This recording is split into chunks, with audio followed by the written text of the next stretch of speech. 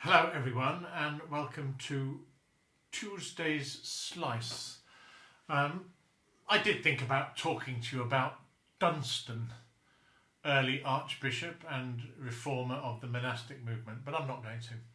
I'm going to talk about a tiny little verse from one of the Psalms. Those of you who sing in the church choir and sing in choirs generally will know this verse.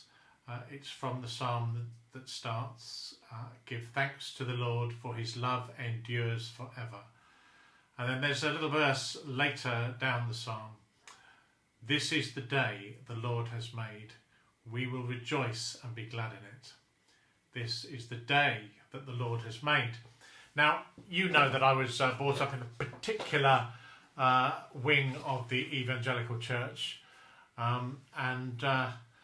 The songs, the Christian church songs that I was brought up with were somewhat simple at times. It wasn't a high church tradition at all. But it was a way that when we were kids we learnt scripture and we learnt Bible verses by singing them over and over and over again. I'm not going to sing this to you over and over again, but some of you may know this. Others, this may be a first for. So this is the day the Lord has made. This is the day that the Lord has made, that the Lord has made. We will rejoice and be glad in it, and be glad in it. This is the day that the Lord has made. We will rejoice and be glad in it. This is the day that the Lord has made. Quite simple, and I hope that I've given you another earworm. Some of the Sunday school songs that we've brought to you on Facebook over the last few weeks. A few people have messaged and said, damn it, you gave me an earworm. Hopefully this is the day the Lord has made will give you an earworm too. So it's a kind of mindfulness. It's a kind of way of looking at our lives. It's a kind of calendar mindfulness. I don't know if you're a visual thinker. 2/3 of people are. I am. I'm a visual thinker. When I imagine my life, I see a kind of visualized calendar from this point with half terms and holidays, summer going into the autumn and so on. I kind of visualize the spread of time over the next sort of 6 months. That's how I imagine my life. And I think what I want to talk about is a sort of spiritual mindfulness that takes us away from seeing our lives as a forward motion over the next sort of few months, especially with what we're living with at the moment with the coronavirus. It's very easy to be thinking too far ahead into the future, which we don't know what it's going to look like.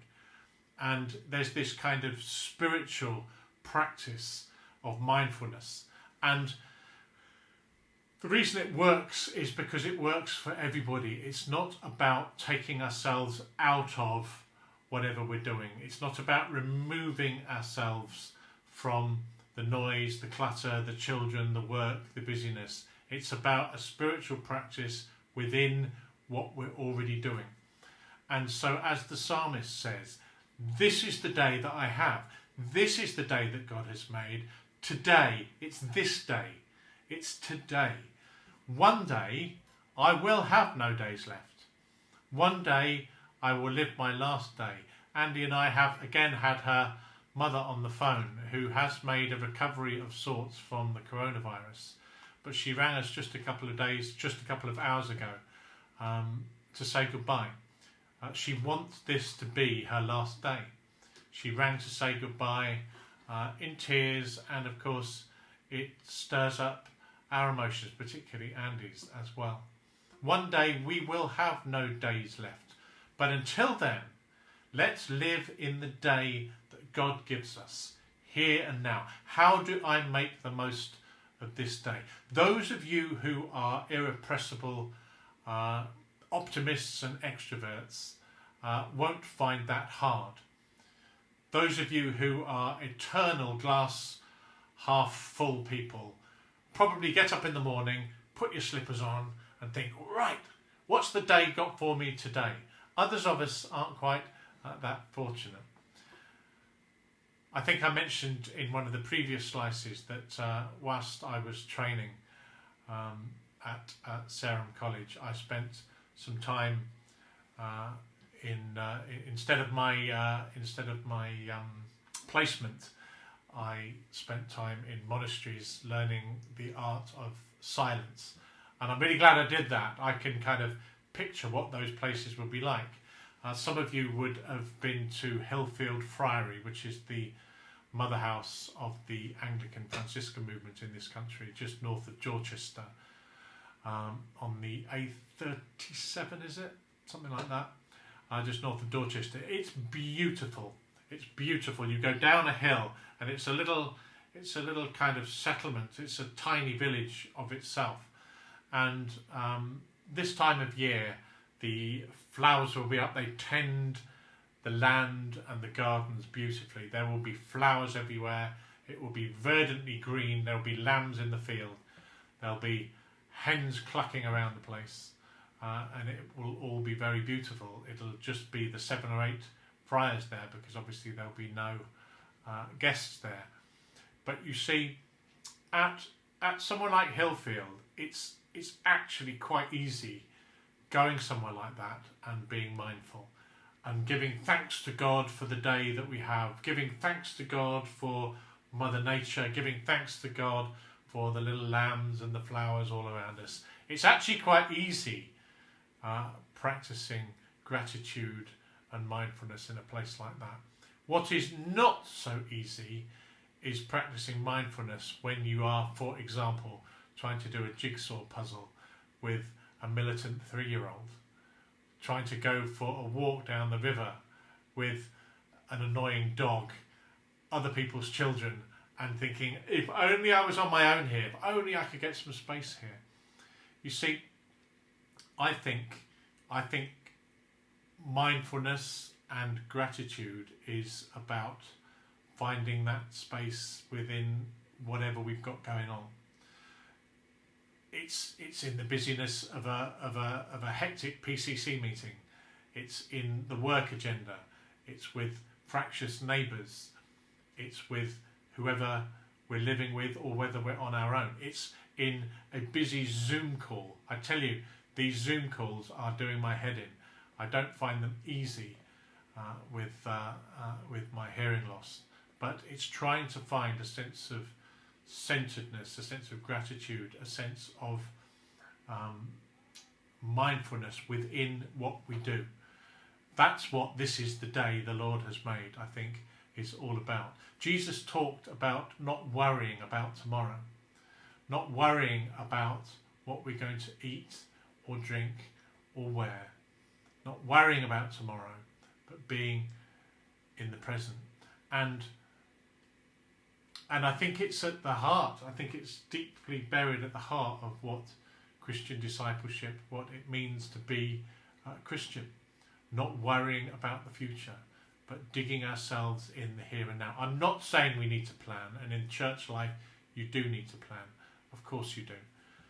I'm not talking about that. I'm talking about that sense of worry and constantly living in the future or the past. Eckhart Tolle, in his book The Power of Now, basically says God is nowhere else. God is only here and now. God is not in the past. God is not in the future. For us, God is here and now, and that's the only way you can access God, is in the here and now. Again, some of you, if you're like me, will often live in the past. You'll be constantly looking to learn lessons of what has gone before, and you'll be constantly looking ahead at what we have in the future.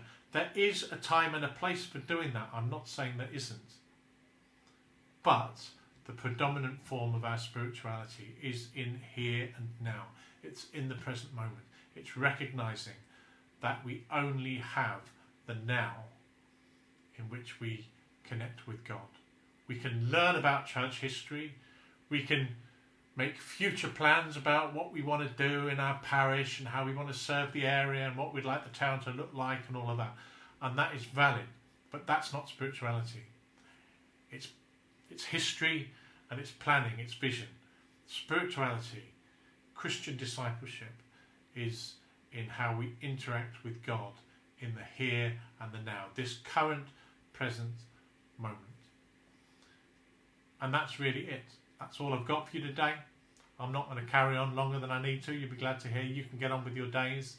And I would ask that we spend just a few minutes in our own words, just in a comfortable chair or in the sunshine in the garden, where we simply say to the Spirit, I have only now. I have this present moment. I have this day. I'm going to be glad in this day that I have. And I am going to connect with the Spirit. And I'm going to connect in the here and the now, in the present moment. Whether I have a militant 3-year-old yapping at my ankles or whether I'm lonely and on my own. Wherever I'm at, I'm going to use this present moment.